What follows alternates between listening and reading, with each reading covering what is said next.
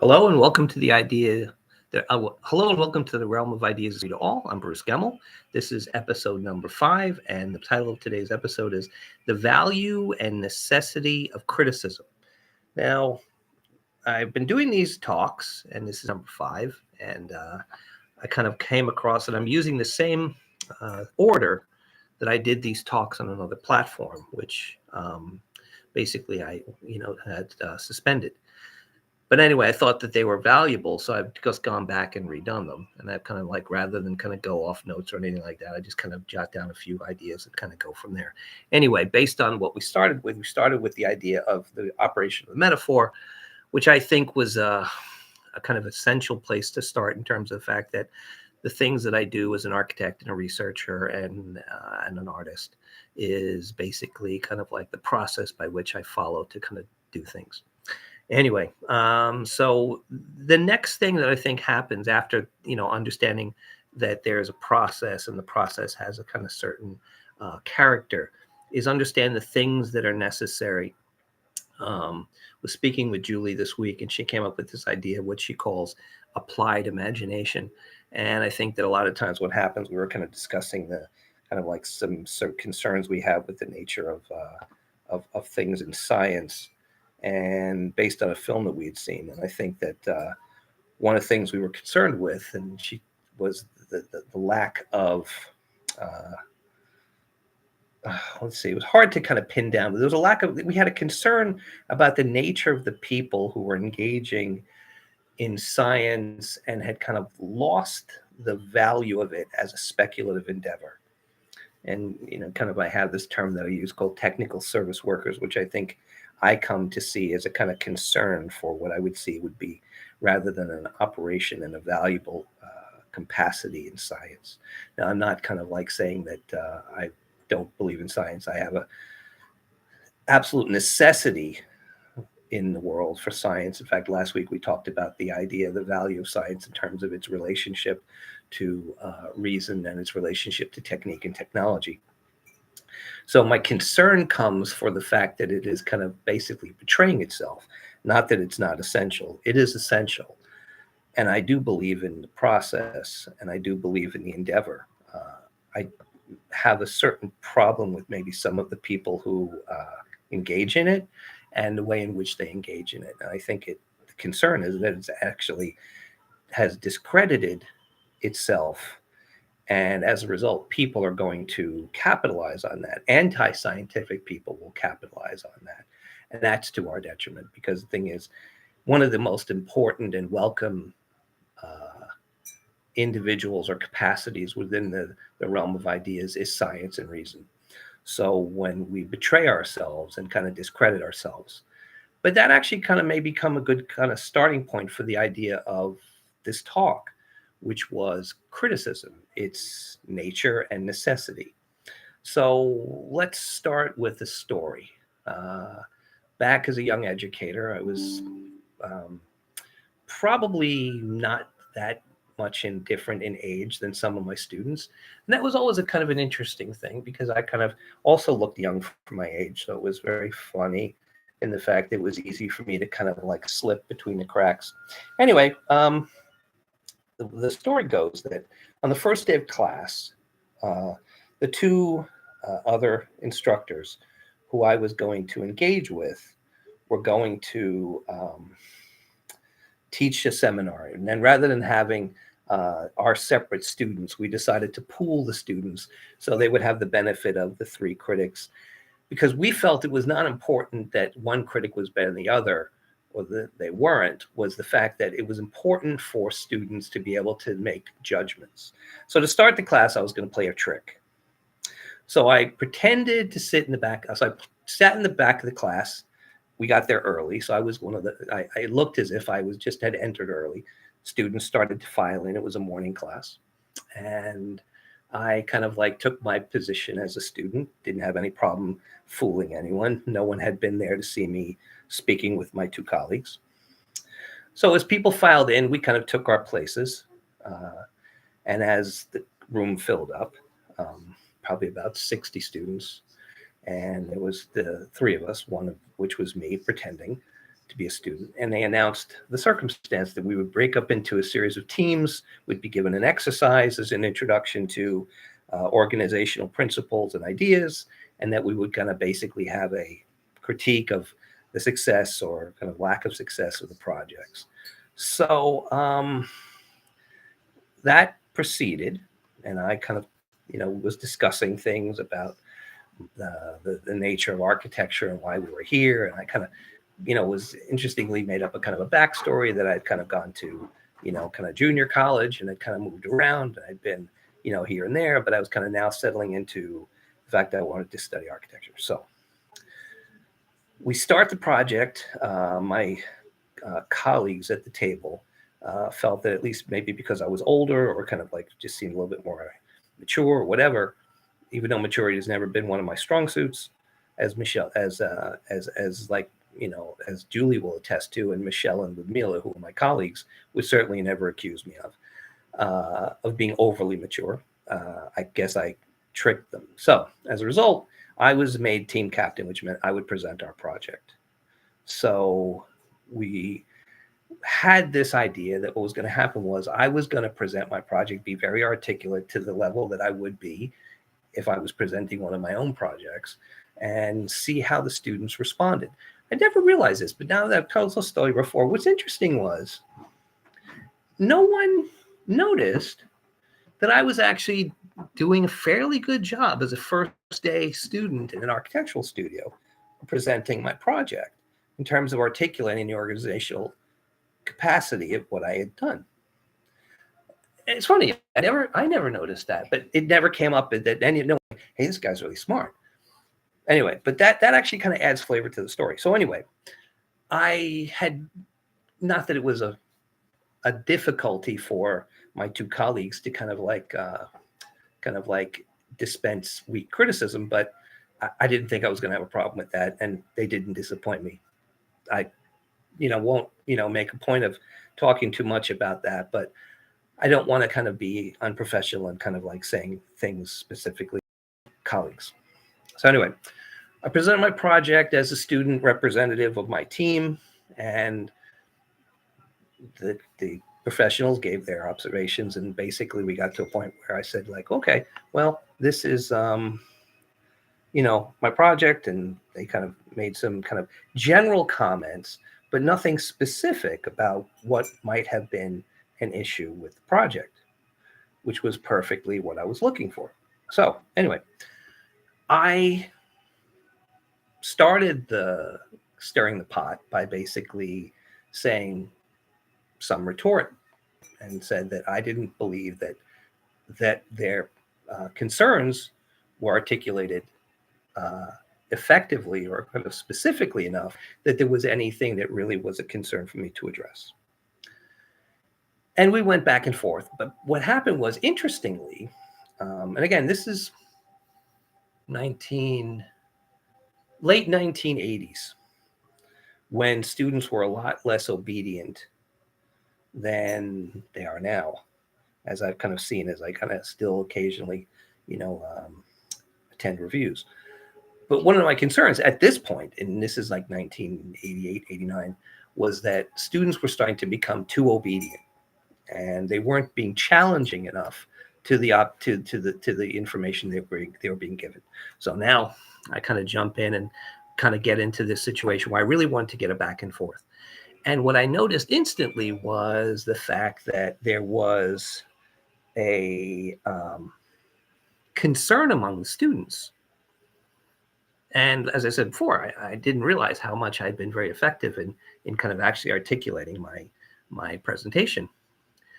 But some of the students started to get very concerned. It's like, hey, and there was kind of people not giving me criticism back, but basically just kind of saying, hey, man, you've been told, and there was establishing this very clear hierarchy of authority based on position, not based on consequence.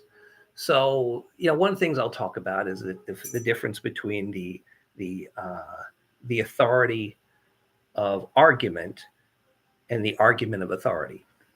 So the thing is, like, someone says, well, because I'm such, therefore what I'm saying is valuable. And my attitude is it's irrelevant who you are. What you say carries its consequence among itself. So if you say something, your authority comes from the value of what you say, not the position you hold when you say it. And I think that was one of the points that like needed to kind of get out there. So when I was just assumed to be a student, the attitude was, look, your first date in architectural school, you couldn't possibly have anything to say. So therefore, just shut up and listen, take what they say and go away. But what was interesting, what was actually going on in terms of the criticism, and this was the point, was that I was being very clear and articulate, and they were not defending their positions or making their observations succinct enough that it was actually very effective. Now things got heated and things kind of got to a certain point where it was like, it was getting somewhat chaotic and voices were getting heated, mostly among the students. And one student actually challenged me physically saying, hey man, if you don't this, blah, blah, blah, we're going to take this outside. And I thought maybe it was because of the chivalry, because my two colleagues were women, or maybe he felt like, whatever, he wanted to kind of show that I'm a big guy and I kind of like, want to protect these, tiny little women, even though they're professors, which I thought was actually much more, sexist and kind of misogynistic, because here is like, oh, no, even though they're authorities and they're actually practicing masters of this craft, I have to step in and protect them because you're being a dick. And I was like, oh, I never, that's again, I was like, okay, that's that's probably the reality of a lot of like, kind of like chauvinistic chivalry. It's like call it the Flintstone complex. The Flintstone complex. I love that. That's funny. So anyway, at a certain point, things are getting heated, and I'm kind of like, he goes like, I think at one point one student said like, oh, shut up, man. You're just another dog shit freshman like the rest of us. You obviously have nothing to fucking contribute, so just shut, And I was like, and at that point I said like, perfect. I said like, you have no idea who I am. I said, you have no idea where I've been. You have no idea my experience. I'm like, oh, yeah. Like that. So anyway, at this point, I thought I could say who I am because it had been announced by my colleagues that your other professor who is not here today because of blah, blah, blah. So therefore, I could have just said, well, I'm the third professor. But fortunately, the dean of the university had entered the room because he had to come through our studio to go to his office. And as he walks by, he kind of says, good morning. And he says like, oh, good morning, good morning. And he goes like, hey, good morning, Bruce. And I said like, hey, good morning. And I won't, I used his first name. And then one of my colleagues said, oh, by the way, in case you're interested, this is blah, blah, blah. He's the dean of the university, of the architectural school. So now people are like, what the fuck? They're already confused by all this clamor and what's going on. Now they're like, why is the dean saying hi to this guy? And why is he calling the dean by his first name? And it's like, everyone's like, what the? So I said, Michael, I'm sorry. I let the name slip. I should, anyway. Let's call him Mr. X. No, exactly. But I mean, it's too late. I've already, I kind of like, I have a policy not to name people unless, of course, I've asked them for permission, but I don't think anyone's going to figure out who that. So as a result, I said, like, what is it I do here? He goes, I don't know, Bruce, but he goes like, you seem to get good results, so we keep you. And I said, fine. And everybody's like, oh my God. And I think maybe somebody said, oh, he's the other professor, whatever. But it became obvious at that point. It's like, I wasn't a dog shit freshman. So the point was like, everybody's like, oh my God, hey, I'm really sorry. Blah, blah, blah. And I said, oh, okay. Why are you sorry? It's like, oh, because it was disrespectful. I was like, were you disrespectful to me or were you disrespectful to my ideas? And this kind of like just threw everyone's head like, what? And then people are like, maybe I'm in the wrong profession. Maybe it's not for me. It's like, I don't know. I think we might have lost 2 kids that day. But the point was, I said, like, no, the problem here is you weren't listening to what I was saying. You assumed it had no meaning because you assumed of my position. I said, can you go back and think of what was said? And I realized nobody was listening because it was all about the performance.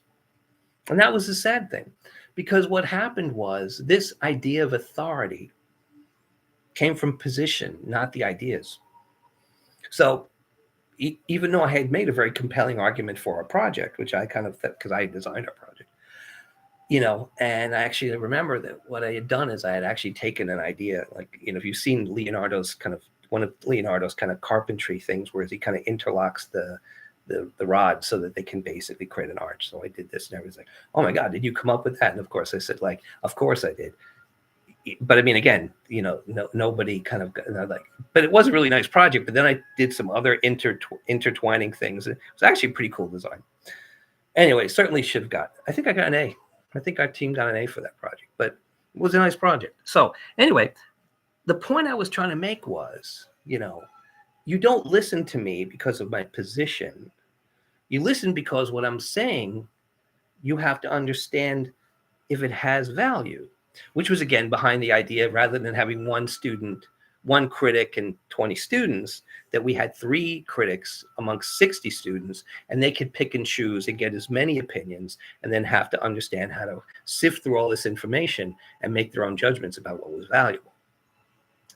So it was an interesting way to get the point across that the authority comes from the argument, not from the person who's making it. And I think that's also an important thing, because criticism is an essential way in which we get to understand what we've achieved, what we might not have achieved, what we have to work on, and so on. And it also is an art in itself. What I'll talk about next week is what I call the art of finding what needs to be said. One of the things I enjoyed more than anything else as a critic was finding that which I felt was most important. Again, I love America. It's my home. I've been here, lived here my whole life. I expect to die here. I believe that the ability to kind of like say whatever you want and have social liberties extended to you, and to dream and try to achieve, is one of the great things about this nation. But I also feel, and this is an extension of the same idea, is that the essential necessity of that is to try to take that as far as you can go.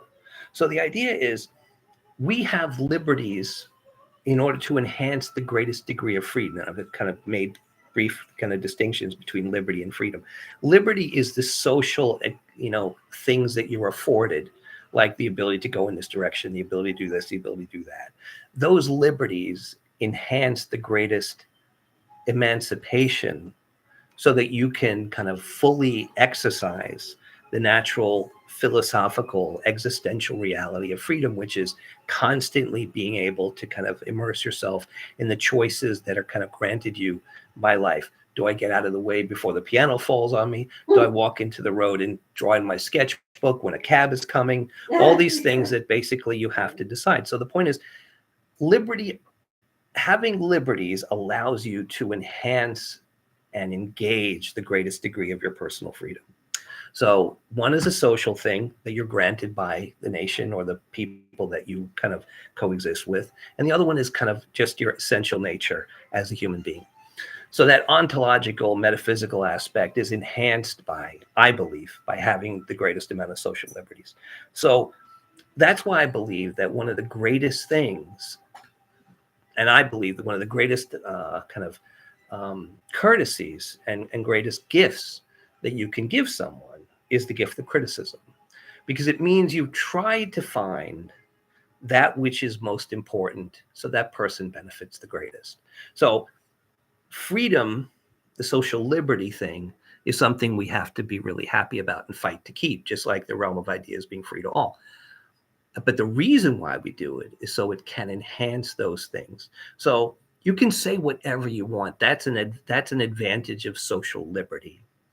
But being able to find what needs to be said and what is the most important thing to say, that is a kind of existential kind of like gift and talent, and I believe is one of the kind of pillars of genius. So we'll talk about that next week, is the art of finding what needs to be said and its essential nature. So we've gone over briefly some ideas of like what is criticism. Criticism is the observations that one makes in relationship to something of circumstance which is being discussed. So if it's an architectural project, if it's a painting, if it's a piece of music, if it's like an interpretation, it's anything where an idea or an action or an object can come under scrutiny. Now, the idea is once that object gets discussed in a public forum, it's because we're trying to kind of understand and appreciate its value, its consequence. Now, here's another part of it. This is going to run long because I think it's a kind of fairly engaged topic. So, I mean, I've already kind of go over my 20-minute barrier, but, I just feel like this is worth it. We talked about unbreakable bonds, and we talked about, like reason and the reason process and things like that. Criticism is basically observations, and it's not essential that you kind of take it to heart. But the reasonable individual will kind of look upon the information that's granted to them and see what value it has. So criticism has an unbreakable bond with judgment. So the thing is, you need to understand that you need to be able to kind of assess the value. A lot of people, and another thing we're going to talk about is kind of like, the nature of criticism as it exists in a social entity and how it kind of describes the health of the state or the health of the social environment. I think that's a concern that we need to look at. So I make my criticism. Now, one of the things that I think was always been troubling to me, and I kind of find that it's only gotten worse over time, which I think, again, is an indictment of our social health, is that people are less receptive to criticism. And in fact, what's interesting is that we look at most of the ways in which criticism is described, it's described in a very negative, pejorative kind of way. It's not looked upon as a positive thing. It's certainly not looked upon as the essential thing that it really is. And that, to me, is very troubling. Let me give an insight that may help us. Sorry. Oh, you okay, Puddle? Oh, Julie's having a coughing fit. It looks like Julie's come down with the consumption. No, I love that. Remember that show? We can't mention show again. Anyway, yeah, it looks like Julie's down with the consumption. Anyway, so at this point, the idea is, in order to get a sense of progress in terms of kind of deepening your understanding of these things that we have under discussion, it benefits us to have observations by other people who kind of like have things to say. I've always found it to be valuable. So let's look upon it as like how we could kind of see it. So a lot of people kind of take criticism personally. That person said something mean to me. And sometimes people will say things to you that are mean. And what I found always very interesting is, I think I learned this from kind of coaches, is that the best way to hurt someone's feelings is to tell them the truth. Now, what does that say about us? That the truth, like I say, and there is a say, what's the saying? The truth, sometimes the truth hurts. Why? See, that's interesting. Someone's telling you something that's incredibly valuable to you, that there's something you may need to work on, and you get angry. I don't understand why would we get angry when we're actually told something that's going to be like circumstance. Remember one time I was at one of my reviews and it was kind of getting heated, as most of my reviews usually were. And I remember afterwards I was talking to one of my colleagues, and he said like, wow, the such and such was like, they had a lot to say. I was like, yeah, I think he had some really good criticism. He goes, he wasn't interested in the criticism. Like, he was trying to rip into you, man. He has a thing. He has it out for you. And I said, no, I hadn't noticed. Because what I think I learned, and if this helps people, because again, far be it from me to try to be helpful. But anyway, if it is if you're struggling with criticism and it's something that has you on your heels and it's kind of like maybe dragging you down, see if this helps. There's the intent of what the person is trying to do with the information, and there's the value of the information itself. And if it helps, separate the information from the intent. because I have always been, maybe it was because I always did that naturally, or I just kind of like was more, I've always been a person who cared more for ideas than I do for people. And in fact, the people I care for is because of the ideas they bring to the table. So maybe I've always been an idea person and people don't. Maybe only ideas exist to me and people don't. But anyway, if you can separate the intent from the information and you can just look at the information, then this has value. So maybe that's kind of why it kind of was always been easy. So, and if it feels better, think of it as observation rather than criticism, because maybe there's a problem with the word as well. So let's just kind of look at that as well. So if that helps in any way for people who kind of struggle with this, maybe, we can kind of take that as something of value. So again, like I said, for me, the greatest courtesy, the greatest form of respect I can pay to a colleague is to spend the time to read their paper, investigate their objects, look at their drawings, and kind of come back with what I feel is what's most essential about what I see. To me, that shows that I'm going to invest the best of my spirit, the best of my intellect, and the best of my time towards something that I feel is of consequence. And I think that people who appreciate that understand that as the incredibly essential and necessary thing that it is. Because usually at this point in my life anyway, people who are coming to me for criticism understand that, like, I'm only going to say it if you ask me for it. Because I found that, like, at a certain point, I loved giving criticism. I just kind of did it naturally. And I was like, oh yeah, hey, listen. And I realized it was kind of starting to kind of get a lot of people angry. They're like, hey, why are you always like being hard on me? It's like, I wasn't being hard on you. I kind of like you, man. That's why I'm kind of constantly trying to tell you what I see. And again, what I say may or may not be relevant. And that goes back to the initial thing, is that my position relative to the things that I say are judged by the consequence of the things that I say, not the position that I hold when I say them. So if you're the dean or you're a president or you're this or that, that should carry absolutely no weight. It may give you the sense that maybe because you've done these things, you may have a good track record, and maybe you should have something to say. So a lot of times what happens is like someone comes along and they kind of think, man, how did this guy get to this position? That was useless. And then when you kind of like, which kind of went back to something we said last week about the idea of the fact that, like, humor and sarcasm are a great way to test tolerance. And sometimes people who don't really have the ability to kind of handle tolerance maybe should be looked upon with suspicion. So now we realize that when I kind of come to this and I kind of take my time, anyone can say, oh, that's very pretty, or, you look great, and like, means nothing. And it could be completely false. But the point is, not only, you may know that it's not true, and it may not be true. So actually, you're not doing any service to anyone. You're actually deceiving them, and you're probably hurting their circumstance, because the reality is maybe they do need to lose some weight, or maybe they do need to get to the gym, or maybe they do need to work harder, or maybe they do need to kind of really kind of get deeper into their studies. And you're not helping them by kind of telling them that they don't, right? So it's like, no. The fact you're getting like all poor grades is, and you're not putting any work because you're kind of spending all your time like watching TV or like social media. No, that's fine. You don't really want to be a mechanical engineer. And, why should mechanical engineering have to kind of like be so difficult with all this kind of like, algebra and calculus and physics and all this kind of silly stuff and all these, I'm constantly being asked to solve for X. Who cares about X? Did you see like what blah, blah, blah just said on social media? So the thing is, telling people the truth, or finding what needs to be said. Like, you have the right to say whatever you want. Oh, Puddle, are you okay? I'm fine. I'm just staying here. I don't want to blow my nose and cough over here. Okay, Julie's not going to blow her nose and cough all over the screen, which is good. That's really nice, Puddle.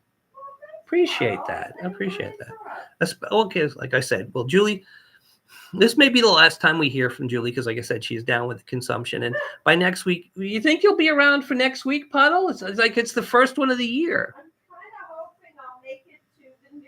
You think so? Okay. It's like, let's see, today's the 29th. Okay, we'll see. We won't be on till, I think we're on the 5th. So it's like, oh, that's, yeah, okay. Yeah, we'll see. Julie may make it. I mean, best of luck, Puddle. Thanks, Carl. Anytime. All right, so that's basically the things that I think are important. The fact that, like, why does the truth hurt? And separate intent from the information. If there's value in the information, this is something we need to kind of appreciate. And the fact that someone has spent the time to find that which they think is important for you to take into account, maybe you should do something about that. Now, like I said, I've been in a lot of reviews, art, architecture, engineering. Been on a lot of panels, and people, sometimes can be really dicks and intentionally try to hurt people's feelings. And there's a lot of narcissistic, sociopathic, insecure people in the arts and the sciences and the humanities, and you have to deal with that. But at the same time, it's like, if somebody says something and you realize, like, that's a valuable point, you need to take that into account. Just separate the information from the intent, because there are a lot of people who are going to say things intentionally to try to hurt your feelings, to try to, like, make you mad, to try. But the reality is, discussing things of consequence in the realm of ideas should never make you mad. You should like that. You should want to be there. That's kind of like one of the great things, is that the realm of ideas is free for all, and for all to take their place relative to the circumstance. I mean, when I kind of listen to my friends speak about mathematics, I love listening, and I kind of try to understand as best I can. So if I do ask a question, it's a sensible question, and I can contribute, but I don't expect to kind of like be the person who's going to basically be the prime mover of the conversation. That's not my realm. But I kind of know enough, at least, to kind of be able to listen and kind of like occasionally engage in a kind of consequential way. So let's kind of think about that. So, the idea is that we've kind of come to understand this idea, the fact that criticism is not only not your enemy, it's your friend, and it's a very valuable friend. And one of the things I always try to tell my students was, when I come to your table, or I sit down and kind of talk to you for 20 minutes or 30 minutes or an hour or whatever, I'm paid to do that. I mean, I do it because I enjoy it. But the thing is, like, once you get out of school, finding that group of people who can continue to engage with that kind of critical aspect of your work, that's something you need to work on.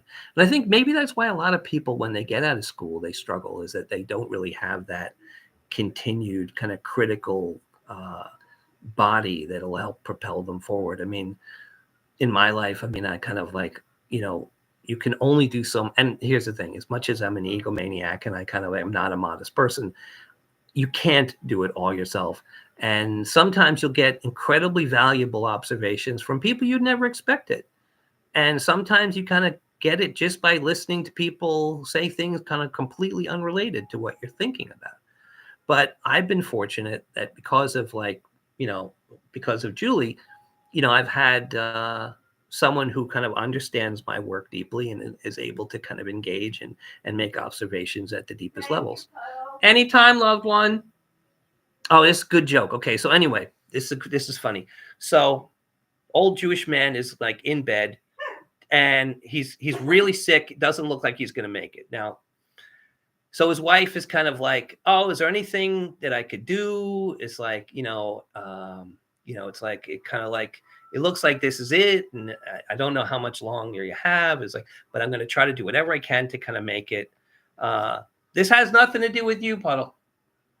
Why on earth should it? Exactly. So anyway, so he says, like, I could smell that you were making rugluck, and I would give nothing. I would give everything. I'd give anything to have one last piece of your rugluck. And she says, like, can't, sorry. It's like, why? It's like, it's for the Shiva.